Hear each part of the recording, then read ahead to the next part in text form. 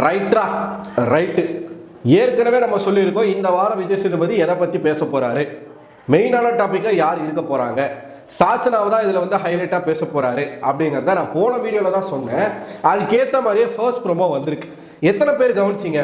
இதில் விஜய் சேதுபதி சொல்லக்கூடிய சில வார்த்தைகளை நீங்கள் கவனிச்சிங்கன்னா என்ன எக்ஸாக்டாக பேச போகிறாங்கன்றது நீங்கள் கண்டுபிடிச்சிடலாம். அண்ட் எவிக்ஷனில் நீங்கள் நினைக்காத ஒரு நபர் தான் வந்திருக்காங்க. அதாவது யாரை நம்ம ஆசைப்பட்டோமோ அவங்க எவிக்ட் ஆகலை. அதுவும் டபுள் எவிக்ஷனும் கிடையாது, சிங்கிள் எவிக்ஷன். யார் போறாங்கன்றதை நான் கடைசியில் சொல்றேன். முதல்ல விஜய் சேதுபதி எதை அட்ரஸ் பண்ண போறாருன்றத பார்ப்போம். ஃபர்ஸ்ட் ப்ரோமோல அதுக்கான க்ளூலாம் இருக்கு. முதல்ல வந்த உடனே அவர் என்ன சொல்றாரு அப்படின்னா, கேம் நல்லா சுவாரஸ்யமா போகணும் அப்படின்னா வீட்டை மாற்றணும்னு நாங்கள் நினைச்சோம். இவங்க கேம் ஆட ஆரம்பிக்கணும்னா வீட்டை மாற்றணும்னு நாங்கள் நினைச்சோம். வீட்டையும் நாங்கள் மாற்றிட்டோம். ஒரு வீடு 2 வீடாச்சு, அந்த 2 வீடு 2 நாடாச்சு. இந்த நாட்டில் நல்லாட்சி புரிஞ்சாங்களா? கொடுக்கப்பட்ட அதிகாரத்தை சரியா பயன்படுத்தினாங்களா?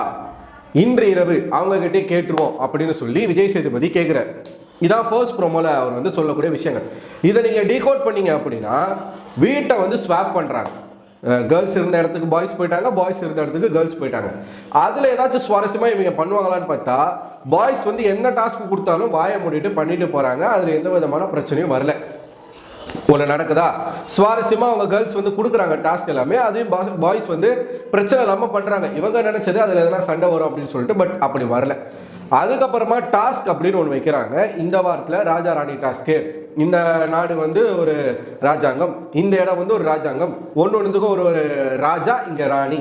இங்க ராஜா யாரு? ராணவ். இங்க ராணி யாரு? சாச்சனா, சாச்சம்மா தேவி, ராணவ கேசரி. இது வந்து அரிமா தேசம், இது வந்து ஏதோ ஒரு நாடு, ஏதோ ஒரு தேசம் அப்படி இருந்துச்சு. இப்படி வந்து டாஸ்க் போச்சுங்க. இந்த டாஸ்கில் என்னெல்லாம் நடந்துச்சு ஆல்ரெடி நம்ம பேசியிருக்கோம். ஒரு ராணி கதாபாத்திரத்துக்கு அதுக்கு உரிய ஒரு நபரை வந்து போட்டிருந்தா மேபி இந்த டாஸ்க் வேற மாதிரி இருந்திருக்கும். வாண்டடா சாச்சனாவை அதில் போடுறாங்க. சாச்சனாவுக்கும் அந்த ரோலுக்கும் ஏதாச்சும் சம்பந்தம் இருக்கான்னு கேட்டால் ஒரு சம்பந்தமும் கிடையாது. ஒரு தோற்றமோ, இப்போ ராணவ போட்டாங்க அப்படின்னா ராணவ வந்து கிட்டத்தட்ட ஒரு ரிசம்பிள் வந்து அந்த ஹைட்டு, வெயிட்டு, பாடி இதெல்லாம் பார்க்கும்போது எனக்கு இந்த பாகுபலி படத்தில் வர பிரபாஸ் மாதிரி இருக்க. லைட்டாக அந்த முடி, அந்த ஹேர் ஸ்டைல் எல்லாமே அப்படிதான் இருக்கு.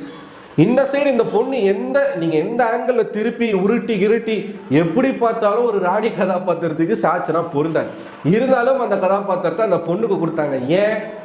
ஒரு காரணமாக தான். இவங்களுக்கு நல்லாவே தெரியும் சாச்சனாவை அந்த கெட்டப்பில் போட்டாங்கன்னா, அந்த ரோலுக்கு சாச்சனா போட்டாங்கன்னா ஒரு பையன் சாச்சனாவை மதிக்க மாட்டான், மதிக்க மாட்டான் அப்படிங்கிறது இவங்களுக்கு நல்லாவே தெரியும். ஏன்னா அந்த பொண்ணு மேலே ஆல்ரெடி கோவத்தில் இருக்கிறாங்க நிறைய பேர்.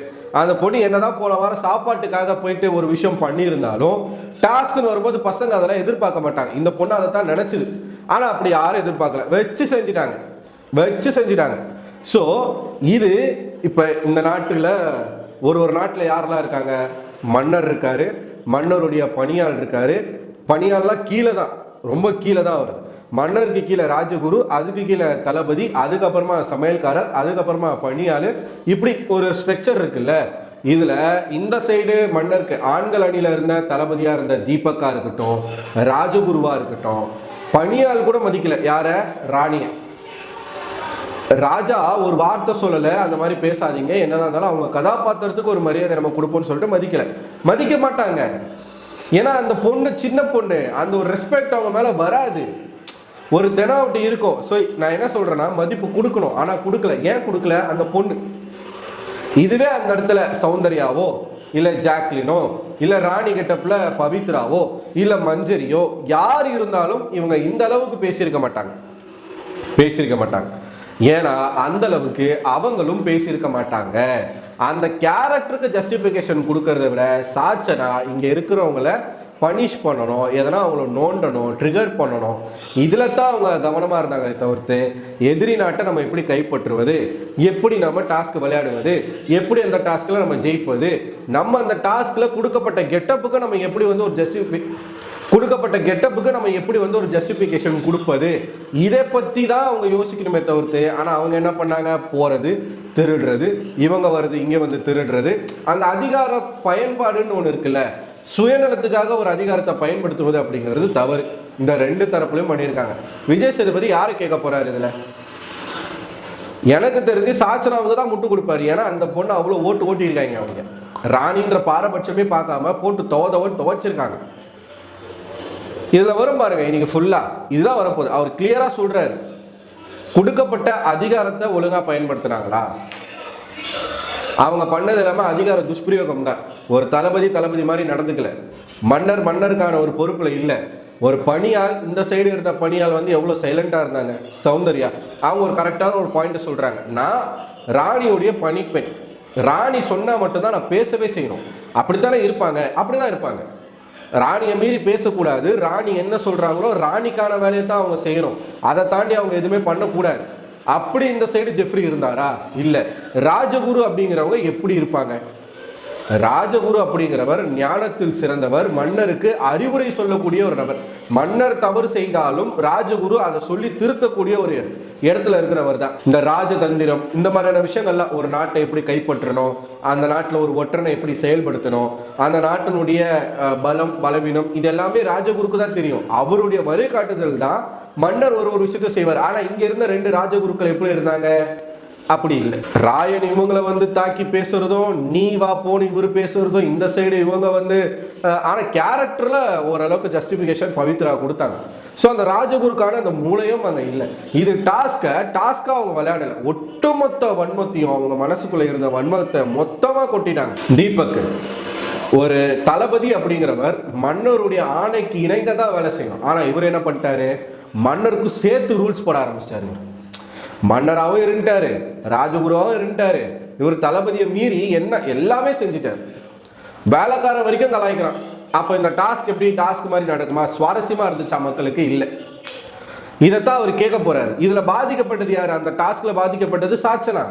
அப்ப சாச்சனாவுக்கான ஒரு முட்டா தான் இருக்கும் நிச்சயமா.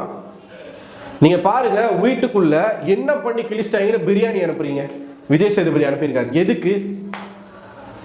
எதுக்கு சார்? இப்போ இவ்வளோ கேள்வி கேட்குறாருல. இன்னைக்கு இப்போ இந்த ஃபர்ஸ்ட் ப்ரோமோல என்ன கேட்டிருக்காரு, வீடு 2 ஆச்சு, 2 நாடாச்சு, வீட்டை மாற்றலாம், இவங்க கேம் விளையாடுவாங்க, நாங்கள் நினச்சோம் நம்பணும், அதை பண்ணலை. 2 நாட்டாக மாற்றணும், 2 நாடாக மாற்றணும், அப்பயாச்சும் ஏதாச்சும் செய்வாங்க, நாங்கள் நம்பணும், செய்யலை. அவங்களுக்கு கொடுக்கப்பட்ட அதிகாரத்தை ஒழுங்காக பயன்படுத்தினாங்களா? இன்னைக்கு அவங்க கிட்ட கேட்போம். அப்போ உங்களுக்கு தெரியுதுல அந்த டாஸ்க்ல ஒன்றும் விளையாடலன்ட்டு. ஒன்றுமே பண்ணாதவங்களுக்கு எதுக்கு சோறு? ஆல்ரெடி அவங்க என்ன, இவனுங்க கூட நல்லா தான் திங்குறானுங்க. ஒரு வாட்டியும் வாரம் ஷாப்பிங் போயிட்டு நல்லா சிக்கன் மட்டன் கிடைக்கிறதெல்லாம் எடுத்து நல்லா தான் தின்னுக்கிட்டு இருக்காங்க. சோத்துக்கு ஒரு பஞ்சமும் கிடையாது இந்த சீசன்ல. என்னை பொறுத்த வரைக்கும் நல்லாவே, என்னதான் அதிகமாகவே வந்து இவங்க ஷாப்பிங் பண்ணாலும் பிக் பாஸ் நல்லா தான் கொடுக்குறாரு. அப்படி இருந்தும் சிக்கன் மட்டன்லாம் நேற்று நைட்டு யாருக்குமே தெரியாம பிரியாணிலாம் செஞ்சு சாப்பிட்றாங்க இல்லையா? அப்படி இருக்கும் போது பிரியாணியை பார்த்ததும் என்னமோ பல நாள் சாப்பிடாம திடீர்னு கண்ணு முன்னாடி கொண்டு வந்து வச்ச மாதிரி அப்படி கத்துறது. சோத்துக்கு செத்த பயிர்களா இருக்கிறாங்க. இவங்களுக்கு எதுக்கு சோறு? நீங்க நல்லா விளையாடலன்னு சொல்றீங்க சார், அப்புறம் எதுக்கு சார் சோறு கொடுக்குறீங்க? நீங்களே வந்து சோறும் கொடுக்குறீங்க, திட்டமும் செய்றீங்க, அப்புறம் எப்படி அவங்களுக்கு அந்த பயம் வரும்? நம்ம எப்படி இருந்தாலும் நமக்கு வர வேண்டியது வந்துடும்ன்ற ஒரு நம்பிக்கையில தானே அவங்க இருப்பாங்க. அன்னைக்கு பொண்ணு கேட்டுச்சுன்னு 5 ஸ்டார், இன்னைக்கு மறுபடியும் வந்து சோறு. அவளும் பாருங்க, எத்தனை நாளைக்கு இனிமே வீகன்னு பேசணும்? மக்கள் எல்லாரும் செருப்பு கழட்டி அடிங்க, உட்காந்து பிரியாணியை மொக்குன்னு மொக்கிட்டு இருக்காங்க. எப்படிங்க வீகனா இருக்க முடியும்? அந்த வார்த்தையை சொல்லக்கூடாது. கத்திரிக்காய் சாப்பிடுது, வெங்காயம் சாப்பிடுது, முட்டை கிட்ட எல்லாத்தையுமே சாப்பிடுது அந்த பொண்ணு. இப்போ வந்து அலர்ஜி ஆகலையா? 5 ஸ்டார்ல ஒரு அட்டுலியம் மனுஷன் பாருங்க. அடுத்த வீடியோல பேசுறேங்க, நிறைய பேசுறோம் அதில். ஸோ அந்த ஃபர்ஸ்ட் ப்ரோமோ பத்தி நீங்க என்ன நினைக்கிறீங்க? உங்களோட கருத்துக்களை கமெண்ட் பாக்ஸ்ல போஸ்ட் பண்ணுங்க. எனக்கு தெரிஞ்சு இது சாச்சனாவுக்கு ஃபேவரா தான் போகும். பார்ப்போம் என்ன நடக்குதுன்றதை பார்ப்போம். அடுத்த வீடியோவில் உங்களை சந்திக்கிறேன். அதுவரை உங்களிடம் விடைபெறுவது நான் அரவிந்தன்.